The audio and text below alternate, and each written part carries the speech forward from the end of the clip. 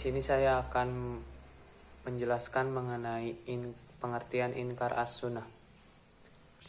Kata inkar as-sunnah mempunyai arti pengingkaran sunnah. Di dalam bahasa Indonesia, kata ini memiliki banyak arti, di antaranya menyangkal, tidak membenarkan, tidak mengakui, dan mengingkari.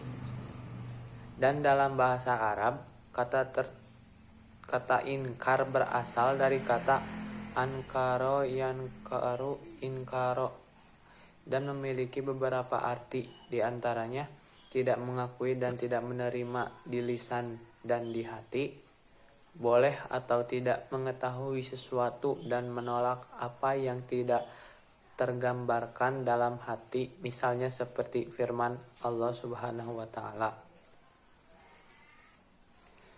Dari beberapa arti, kata inkar tersebut dapat disimpulkan bahwa inkar secara etimologis diibaratkan menolak, tidak mengakui dan tidak menerima sesuatu baik lahir dan batin atau lisan dan hati yang dilatar belakangi oleh faktor ketidaktahuan atau faktor lain, misalnya karena gengsi, kesombongan, dan keyakinan.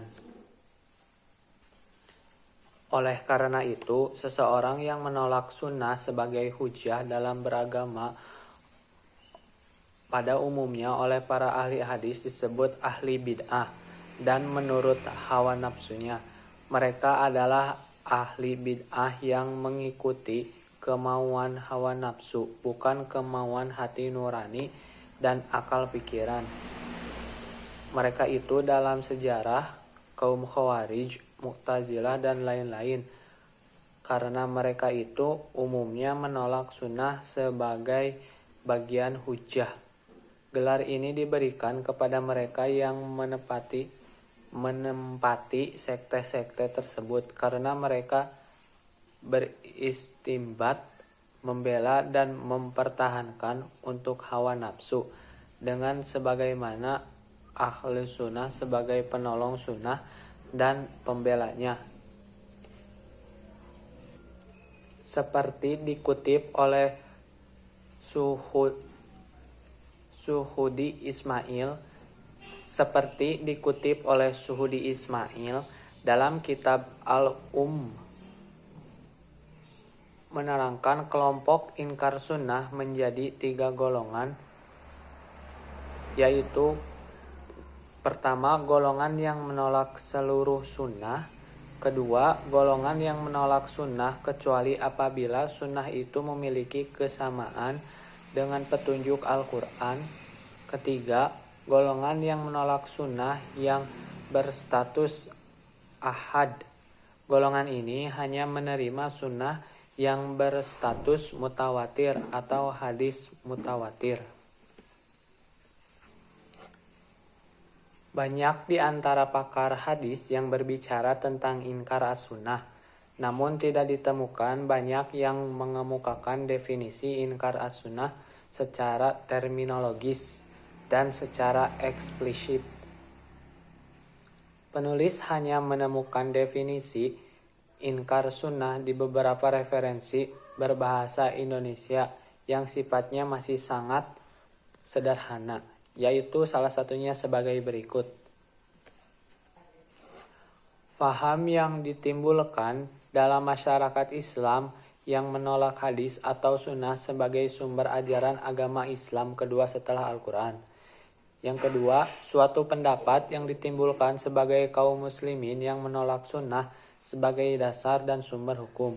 Dan yang ketiga, orang yang menolak sunnah Rasulullah SAW sebagai hujah dan mereka sumber kedua ajaran Islam yang wajib ditaati dan diamalkan. Mungkin seperti itu inkar as-sunnah menurut istilah, karena tidak banyak yang dapat menjabarkan secara istilah definisi dari inkar as-sunnah tersebut. Intinya inkar as-sunnah itu adalah pengingkaran terhadap sunnah, terhadap hadis-hadis Nabi Muhammad SAW, Mungkin hanya itu yang dapat saya sampaikan. Mohon maaf bila ada kekurangan. Saya Mutiara Ihsan Wiryadi dari kelas PGMI 1C ingin menjelaskan materi tentang klasifikasi Inkarus Sunnah. Orang-orang yang berpahaman Inkarus Sunnah, mereka itu Imam Syafi'i yang dibagi menjadi 3 golongan. Yang pertama, golongan yang menolak seluruh sunnah Nabi. Yang kedua, golongan yang menolak sunnah kecuali bila sunnah itu memiliki kesamaan dengan petunjuk Al-Quran. Yang ketiga, golongan yang menolak yang berstatus ahad atau golongan yang menerima sunnah yang berstatus mutawatir. Dilihat dari penolakan tersebut, kelompok pertama dan kedua ini hakikatnya memiliki pandangan mengenai sunnah yang menjadikan sebagai hujjah. Para ahli hadis berpendapat bahwa kelompok ini sebagai ingkar argumen yang menolak sunnah secara totalitas. Banyak alasan yang ditemukan oleh kelompok ini untuk mendukung pendiriannya dengan mengutip ayat-ayat Al-Quran. Adapun ayat Al-Quran yang menolak sunnah secara total adalah Al-Quran surat An-Nahl ayat 89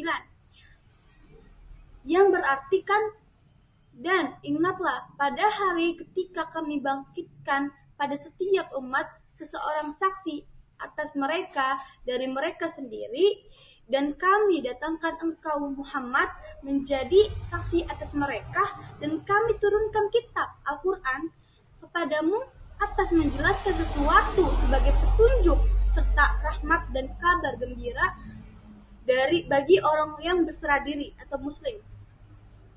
Nah, menurut pandangan Al-Quran sudah bercakup seluruh dalam sesuatu tentang ketentuan agama. Maka karena itu, mereka merasa tidak perlu adanya sunnah. Adapun contoh seperti sholat 5 waktu yang ada pada dan alasan lain karena Al-Quran memiliki bahasa Arab. Berarti karena itu Al-Quran juga mudah dipahami dengan baik. Argumen dari kelompok yang menolak hadis ahad dan hanya menerima hadis mutawatir, mereka menggunakan beberapa ayat Al-Quran sebagai dalilnya, yaitu surat Yunus ayat 36 yang berartikan, sesungguhnya dugaan itu tidak sedikit pun berguna untuk melawan kebenaran. Berdasarkan ayat di atas, menurut mereka hadis ahad tidak bisa dijadikan hujjah atau pegangan dalam urusan agama, karena menurut kelompok ini, urusan agama harus didasari dengan dalil yang qat'i yang sudah disepakati kebenarannya. Apa sih argumen-argumen yang kelompok ingkar sunnah? Secara keseluruhan, argumen yang diajukan oleh ingkar sunnah sebagai landasan atau alasan menolak sunnah, karena itu argumen mereka menjadi dua, yaitu argumen akli dan argumen non-akli. Yang pertama, argumen akli. Argumen akli yaitu ayat-ayat Al-Quran atau sunnah. Karena itu, Al-Quran merupakan landasan mengenai agama dan hukum-hukumnya. Semua berada di dalam Al-Quran, serta penjelasan karena itu tidak memerlukan yang lain. Banyak argumen tentang diantara lain yang berartikan tidak ada sesuatu pun yang kami luputkan di dalam kitab. Dan yang kedua, tidak kami turunkan kitab atau Al-Quran kepadamu atas menjelaskannya. Nah, menurut mereka, ayat-ayat yang di atas sudah menjelaskan bahwa Al-Quran sudah mencakup semua tentang agama, bila mana hadis tidak dibutuhkan lagi. Apabila memang Al-Quran masih membutuhkan penjelasan lagi, maka jelas mendustakan Al-Quran karena tidak mempercayai atau masih meragukannya. Dan yang kedua, ada argumen non-akli. Argumen ini berupa argumen yang tidak berdasarkan ayat-ayat Al-Quran atau hadis. Tapi argumen ini berdasarkan pemikiran mereka sendiri tentang ini, diantaranya Al-Quran diberikan wahyu oleh Allah Subhanahu wa Ta'ala kepada Nabi Muhammad SAW dengan berbahasa Arab. Maka karena itulah orang-orang yang mampu berbahasa Arab bisa memahami Al-Quran dengan baik dan benar tanpa perlu penjelasan dari hadis. Dan dalam sejarah Islam mengalami kemunduran dan umat Islam berpecah belahkan karena berpegangan kepada hadis. Yang tiga, asal mula hadis yaitu seperti dongeng semata karena hadis Nabi lahir setelah Nabi wafat. Tapi sebagian hadis muncul pada zaman tabi'in dan atba'at tabi'in pada 40 atau 50 tahun sesudah Nabi. Maka karena itu sering dianggap hadis palsu yang juga berbeda dengan Al-Quran maupun logika. Dan jika menurut Taufik Siddiq, hadis tidak perlu dicatat pada zaman Nabi, malah dicatat setelah Nabi lama wafat. Jadi banyak peluang hadis itu dipermainkan dan dirusak itu pada waktu itu. Adapun bantahan-bantahan oleh argumen yang pertama, Abdullah bin Mas'ud berpendapat bahwa orang yang tidak percaya atas Nabi termasuk orang yang tidak beriman atau bisa juga disebut kafir. Adapun hadis Rasulullah SAW yang diriwayatkan Abu Daud, jika kamu sholat di rumah-rumah, kamu akan ditinggalkan masjid-masjid, berarti kamu meninggalkan sunnah nabimu dan disebut kufur. Hadis riwayat Abu Daud 91. Allah menjadikan semua manusia beriman, merasa membutuhkan dia, memberikan bukti pada semua urusan agama. Hadis menjelaskan setiap arti kewajiban. Hal ini telah ditetapkan oleh Allah Subhanahu wa taala dalam kitabnya. Mungkin sampai sini saja penjelasan saya. Terima kasih. Sejarah ingkar sunnah. Sejarah ingkar sunnah hanya terjadi pada dua masa, yaitu pada masa klasik dan modern. Menurut M. Mustafa Al-Hazhami, sejarah ingkar sunnah klasik terjadi pada masa Asy-Syifa pada abad kedua Hijriah atau 7 Masehi. Kemudian pada abad modern, ingkar sunnah kembali di India dan Mesir dari abad 19 Masehi atau 13 Hijriah sampai pada masa sekarang. Sedangkan pada masa pertengahan ingkar sunnah tidak muncul kembali, kecuali Barat mulai meluaskan kolonialismenya ke negara-negara Islam dengan menaburkan fitnah dan mencoreng-coreng citra agama Islam. Ingkar sunnah pada masa periode klasik terjadi pada masa Imam Asy-Syafi'i wafat tahun 2204 Hijriah yang menolak kehujahan sunnah dan menolak sunnah sebagai sumber hukum Islam baik mutawatir atau ahad.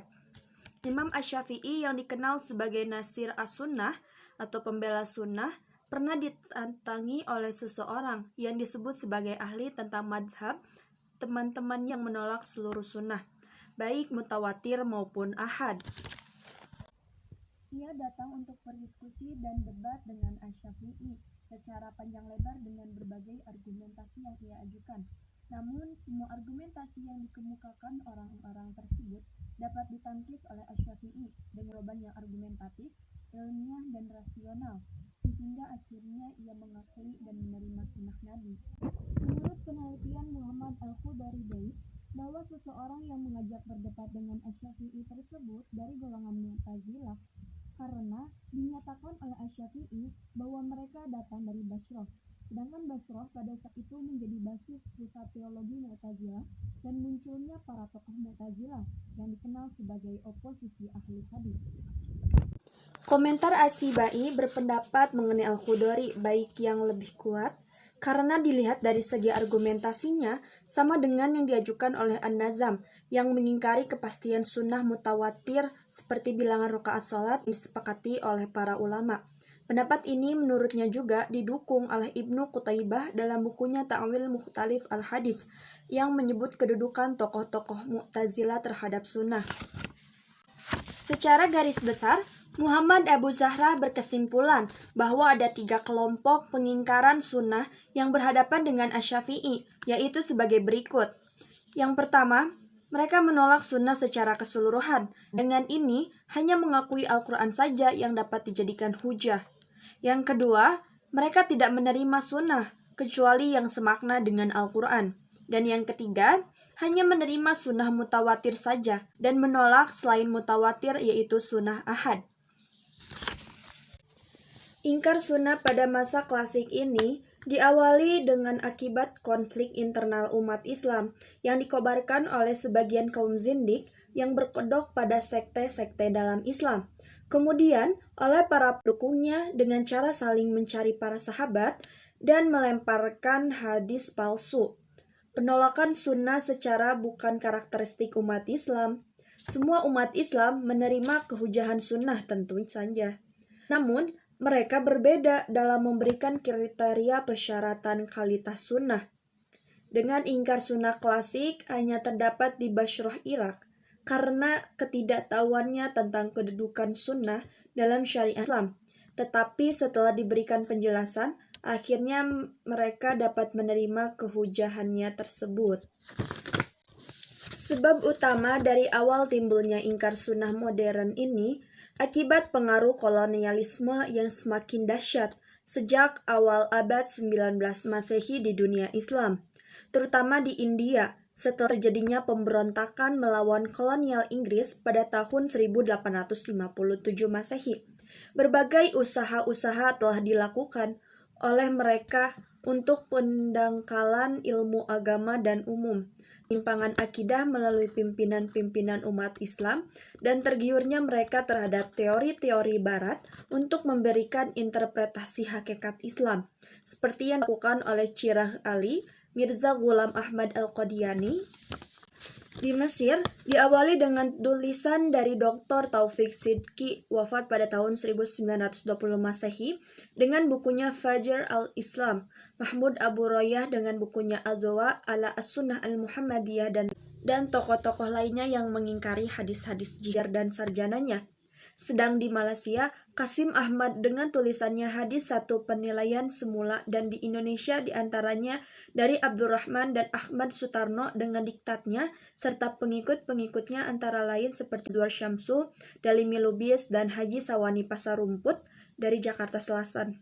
Menurut hasil penelitian MUI, buku-buku tersebut menyesatkan umat Islam dan akan mengganggu stabilitas nasional. Maka dari itu, Jaksa Agung RI memutuskan bahwa melarang beredarnya buku-buku yang ditulis oleh mereka tersebut. Dan masih banyak lagi tentunya yang buku-buku yang dapat merusak atau mendoktrin umat Islam dan menghancurkan kestabilitasan nasional dari buku-buku mereka tersebut sehingga tidak diperbolehkan untuk diedarkan. Nah, mungkin untuk sejarah ingkar sunnah cukup sampai di situ saja.